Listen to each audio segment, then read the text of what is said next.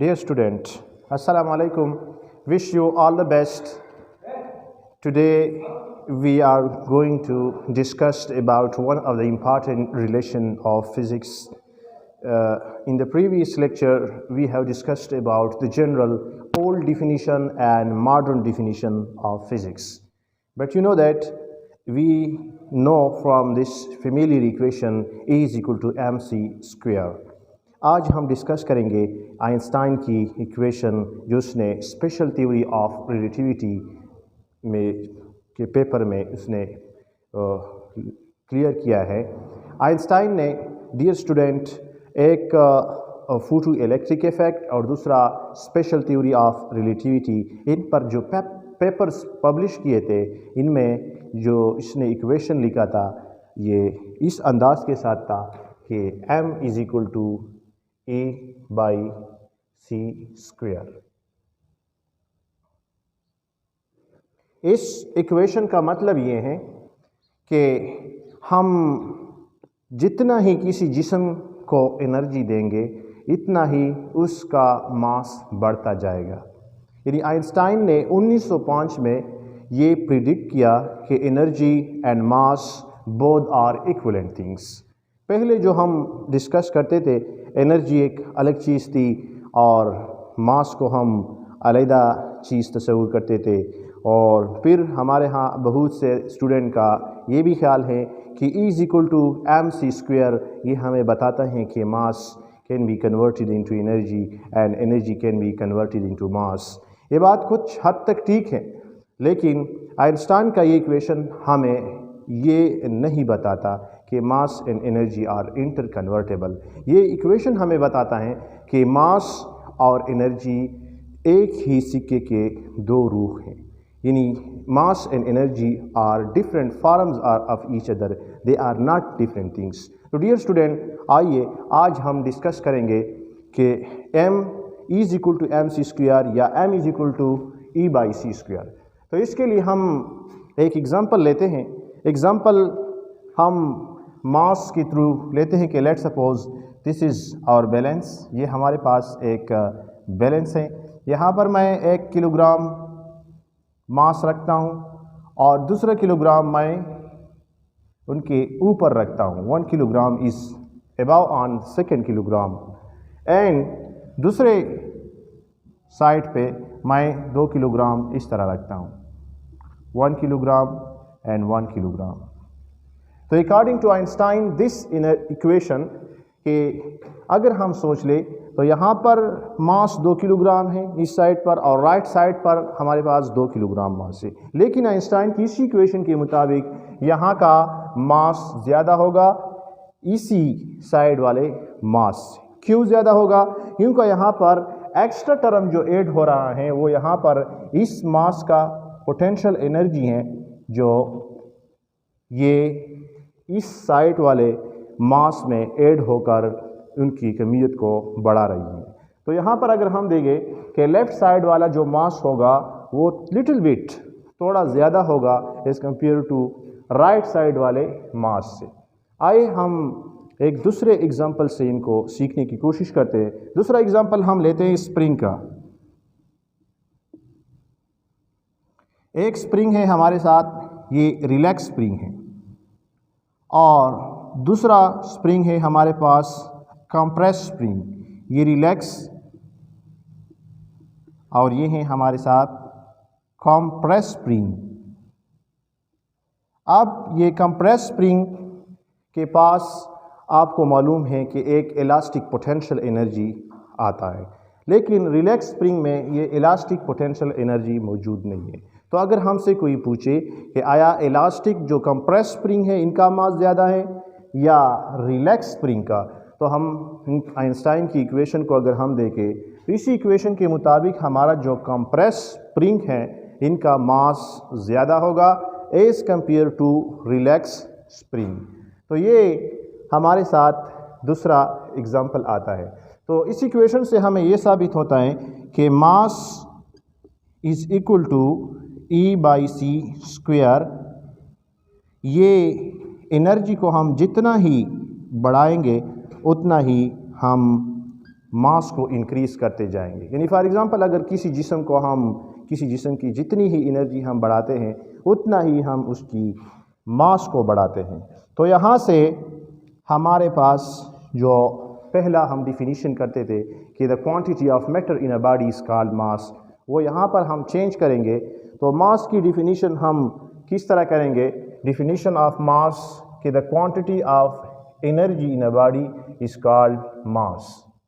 The quantity of energy contained in a body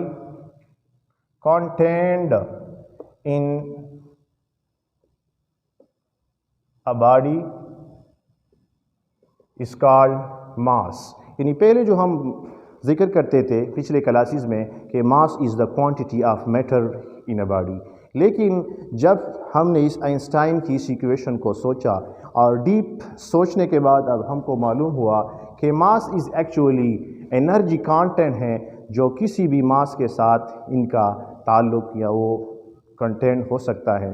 तो यहाँ पर हमने डिफिनीशन को चेंज किया कि the quantity of energy content in a body. और बाज़ हम अगर जितने भी हमारे बड़े बड़े साइंसदान हैं इन्होंने जो किताबें लिखी हैं तो उसमें वो ये बात दोहराते रहते हैं कि हम सब चीज़ें एनर्जी से बने हुए हैं। तो अगर हम देखें ये बात उनकी सही आ सकती है इस बात से आइंस्टाइन की, तो आइंस्टाइन का जो इक्वेशन है m is equal to E/c², इसको बाज़ औक़ात हम फॉर आसानी के लिए E is equal to mc² पढ़ते हैं। और यहाँ पर जो c है ये है वेलोसिटी ऑफ लाइट के लिए एक कांस्टेंट टर्म है, और c एक लैटिन वर्ड्स हैं जो कि सिलिरेटस से लिया गया है। इसी वजह से हम वेलोसिटी ऑफ लाइट के लिए c का वर्ड आजकल इस्तेमाल करते हैं, क्योंकि ये इनिशियली जो वर्ड्स था वो सिलिरेटस था, और सिलिरेटस एक लैटिन वर्ड है जिसकी मानी है रफ्तार। तो देखिए अगर हम इसी इक्वेशन को देखें कि फॉर एग्ज़ाम्पल हमारे पास 1 किलोग्राम मास है तो इसकी जो एनर्जी होगी, और दूसरा हमारे साथ है 2 किलोग्राम मास, उसकी जो एनर्जी होगी, तो 2 किलोग्राम वाला मास जब अपीयर होगा तो उसकी एनर्जी भी ज़्यादा आएगी, और 1 किलोग्राम वाला मास जब कन्वर्ट होगा उनकी एनर्जी भी कम आएगी। तो अगर हम इसी ही तनाजुर से देखें कि हमारे बाद स्टूडेंट्स ये तसव्वुर कर रहे हैं कि मास को हम कन्वर्ट कर सकते एनर्जी में, मास इजीली कन्वर्ट होता है एनर्जी में। हम डेली लाइफ में बहुत से चेंजेस देखते हैं कि इनमें मास एनर्जी में कन्वर्ट होता जाता है। फॉर एग्ज़ाम्पल जब हम डीजल होते हैं तो जलाते हैं तो मास कन्वर्ट होता है एनर्जी में। बाज़ औक़ात हमारे पास एनर्जी भी कन्वर्ट होती है मास में, क्योंकि आपने देखा होगा पीआर प्रोडक्शन में टू एक सिंगल फोटान है जो कि एनर्जी है, और ये मैटर में डिवाइड होती है। तो ये भी इक्वेशन को अगर हम आसानी के साथ लिख ले m is equal to E/c², तो ये इसी तरह आएगा E is equal to mc²। लेकिन ये इक्वेशन भी इनकम्प्लीट है। This is for rest position, यानी ये रेस्ट पोजीशन के लिए एक हमने इनको मुख्तसर किया हुआ है। आइंस्टाइन ने जो स्पेशल थ्योरी ऑफ रिलेटिविटी में इन इक्वेशन को बयान किया था वो इसी तरह था कि E² is equal to p² c² plus m0² c4। ये था फॉर मूविंग ऑब्जेक्ट के लिए, मूविंग बॉडीज़ के लिए। तो मूविंग बॉडीज़ के लिए आइंस्टाइन ने इस इक्वेशन को इस तरह किया था, लेकिन रेस्ट पोजीशन जब हमारे पास कोई जिस्म रेस्ट पोजीशन पर हो तो हम इसको इस तरह लिखेंगे E is equal to mc²। और दूसरी बात जो हम लोग करते हैं कि हम एनर्जी को मास में कन्वर्ट कर सकते हैं, तो क्यों हमारे नेचर में ऐसा क्यों नहीं होता? हम नेचर में इसको इसलिए नहीं करते क्योंकि अगर हम मेरे हाथ में जो पेन है या एक गिलास वाटर का जो गिलास होता है इसको हम बनाए तो उसके लिए हमें 250 एटम बम को ब्लास्ट करना पड़ेगा, और उनकी एनर्जी से हम फिर एक गिलास वाटर का गिलास बना सकते हैं या एक पेन। तो ये प्रोसेस हम नेचर में नहीं कर सकते। ये ख़ुद बहुत प्रोसेस ऐसे होते हैं। तो आइंस्टाइन की इक्वेशन को हमने ज़िक्र किया कि E=mc²। दूसरी बात हमने ज़िक्र किया था कि mass is the quantity of energy content in a body. ये हम ऐसा क्यों कहते हैं, इसका मेन ज़िक्र मैं यहाँ पर करता हूँ कि फॉर एग्ज़ाम्पल अगर हम कोई बॉडी ले लें, ये हमारे पास एक बॉडी है। अब इस बॉडी के अंदर मॉलिक्यूल मौजूद होते हैं।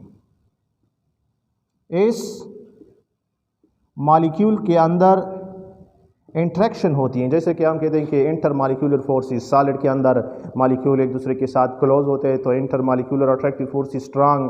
लिक्विड में भी मॉलिक्यूल होते हैं थोड़ा ज़्यादा फासले पर, गैसेस में इनसे भी ज़्यादा फासले पर होते हैं। तो सॉलिड के अंदर जो मॉलिक्यूल होते हैं उन मॉलिक्यूलों की अपनी काइनेटिक एनर्जी और पोटेंशियल एनर्जी होती है। तो ये मॉलिक्यूलों की जो काइनेटिक एनर्जी है और पोटेंशियल एनर्जी है फॉर एम फॉर मॉलिक्यूल। तो बॉडी को हम जब जिक्र करते हैं कि body is made up of molecule. अब इन मॉलिक्यूल से, ये मॉलिक्यूल हमें मालूम है कि एक मॉलिक्यूल को अगर हम टारगेट करें तो ये एटम से मिलकर बना है, ये एटम्स। अब ये एटम्स आपस में एक दूसरे के साथ एक स्ट्रांग अट्रैक्टिव फोर्स के साथ मिले हुए होते हैं। इन एटम्स की भी काइनेटिक एनर्जी होती है और साथ साथ इनकी पोटेंशियल एनर्जी भी होती है। ए फॉर एटम, यहाँ पर kinetic energy of atom plus kinetic energy of potential energy of atom. अब इसके बाद हमको मालूम है कि ये एटम फिर दोबारा हम डिवाइड करते हैं कि एटम्स के अंदर क्या चीज़ है। एटम्स को हम इस तरह करते हैं कि एक न्यूक्लियस है और दूसरा इलेक्ट्रॉन है। अब इलेक्ट्रॉन के पास अपनी काइनेटिक एनर्जी है, काइनेटिक एनर्जी ऑफ इलेक्ट्रॉन, और उनके साथ पोटेंशियल एनर्जी भी है इलेक्ट्रॉन की। इसके बाद हम इनको मज़ीद थोड़ा सिंप्लीफाई करते हैं कि इसमें न्यूक्लियस जो है, न्यूक्लियस के अंदर न्यूक्लियन मौजूद हैं। अब न्यूक्लियन, प्रोटॉन, न्यूट्रॉन जो इसके अंदर न्यूक्लियर फोर्स है, उनके पास तो और भी एनर्जी ज़्यादा है, काइनेटिक एनर्जी भी मौजूद है। क्योंकि हमको मालूम है न्यूक्लियर फिज़िक्स से कि ये न्यूक्लियन अपनी जगह पर जिगलिंग करते हैं, यानी वाइब्रेट करते हैं। तो उसके पास काइनेटिक एनर्जी होती है न्यूक्लियन की, प्लस उनके साथ पोटेंशियल एनर्जी ऑफ न्यूक्लियन भी होते हैं। इसके बाद अगर हम देखें इन न्यूक्लियन के बाद ये हर प्रोटॉन या न्यूट्रॉन जो होता है वो भी क्वार्क्स से मिलकर बना होता है। अब अगर हम एक न्यूक्लियन को टारगेट करें तो इनमें से 3 क्वार्क्स होते हैं, म्यू एंड डी। अब इन क्वार्क के दरमियान भी एक अट्रैक्टिव यानी कलर फोर्सेस होती है। इस फोर्सेस की वजह से इनके अंदर पोटेंशियल एनर्जी और काइनेटिक एनर्जी दोनों मौजूद होती है। तो ये क्वार्क्स दिया गई potential energy of quarks plus kinetic energy of quarks. अब इसके बाद क्वार्क्स को मज़ीद साइंसदानों ने इनको मज़ीद डिवाइड नहीं किया है। यहाँ तक हमारे पास डिवीज़न हो चुकी है, सिंप्लीफिकेशन हो चुकी है। अब अगर हम आइंस्टाइन की इस इक्वेशन को देखें कि मैंने लिखा था कि m=E/c², तो किसी जिस्म की मास का मतलब ये है कि अगर हम इन सब एनर्जी को जमा करें, यानी kinetic energy of molecule plus potential energy of molecule, plus इसके बाद हम आए थे किस चीज़ पर, एटम्स की तरफ, kinetic energy of atom plus potential energy of atom. इसके बाद हम आते हैं एटम्स की डिवीज़न की तरफ, कि एक तरफ हमारे पास आता है न्यूक्लियस और दूसरा आता है इलेक्ट्रॉन। तो इसमें kinetic energy of electron plus potential energy of electron ये आता है। अब हमने न्यूक्लियस को मज़ीद तोड़ा तो न्यूक्लियस में क्या आते हैं, न्यूक्लियन के अंदर क्या होता है कि kinetic energy of nucleon plus potential energy of nucleon को मज़ीद हमने क्लासीफाई किया, इसके अंदर क्वार्क्स होते हैं। तो अब क्वार्क्स की एनर्जी लेंगे, kinetic energy of quarks plus potential energy of quarks. ये जो मैंने एनर्जी को सम अप किया, ये सब इसी ई की जगह ये सारे के सारे एनर्जी ऐड हो जाते हैं किसी जिस्म के अंदर। अब हम इनको जब c से डिवाइड करेंगे c² से, तो ये हमें किसी जिस्म के मास के बारे में बताएगा। तो डियर स्टूडेंट, आप अगर हम किसी चीज़ की मास के बारे में ज़िक्र करेंगे तो हमारा मतलब ये होगा कि ये इसी जिस्म के अंदर इतनी ही एनर्जी मौजूद हैं जो वो उसको मास की शक्ल में ज़ाहिर करती है।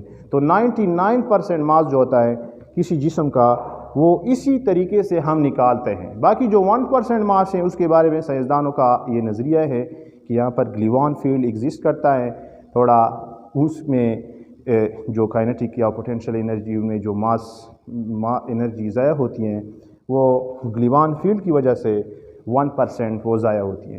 तो डियर स्टूडेंट, आज का जो लेक्चर था वो हमने मास एनर्जी इक्विवेलेंस के बारे में डिस्कस किया, और ये डिस्कस किया कि एनर्जी E=mc² का असल शेप जो था वो m=E/c² है। और आइंस्टाइन का ये मतलब नहीं था कि ये मास एंड एनर्जी इंटर कन्वर्टेबल के लिए ये इक्वेशन इस्तेमाल हो। इस इक्वेशन का ये मतलब है जो मैंने आपके सामने ज़िक्र किया। तब तक के लिए अल्लाह हाफिज़, इंशाल्लाह मिलेंगे नेक्स्ट लेक्चर में। थैंक्स। वो से आवाज़ बोला सियासी नहीं उसी कभी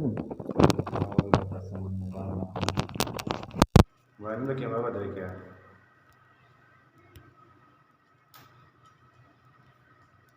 कल मैं बेदा सी इधर पर नटी डेर कर ला मावेला सीधा का वो तो रसी ना बकेश दिन की टच होगा ना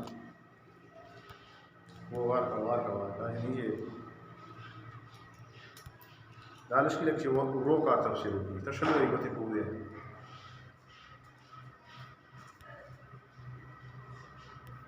आता है लक्ष्य लगे ना ना वो क्या लक्ष्य बेदा ना जाए ना बता मैं ना कट करूँ।